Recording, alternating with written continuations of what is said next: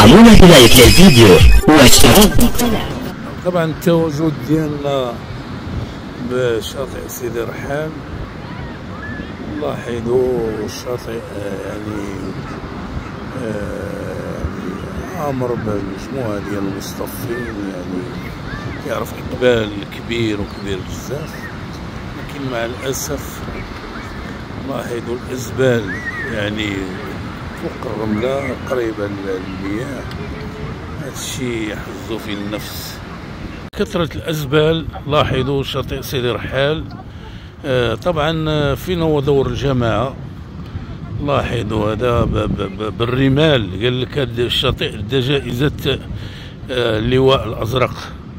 لاحظوا معي أين دور الجماعة وأين دور السلطة المحلية. لاحظوا ردم ديال الأحجار. هذا الشاطئ يعني مع الأسف أمور يحز النفس في هذه الأمور، يعني لا حول ولا قوة إلا بالله. طبعا الناس كتجي باش تبحر، كتصطدم بهذه الأمور اللي ما كتعجبش الناس، ما كتقومش بالدور ديالها أحسن قيام. دعمونا بلايك للفيديو واشتراك بالقناة.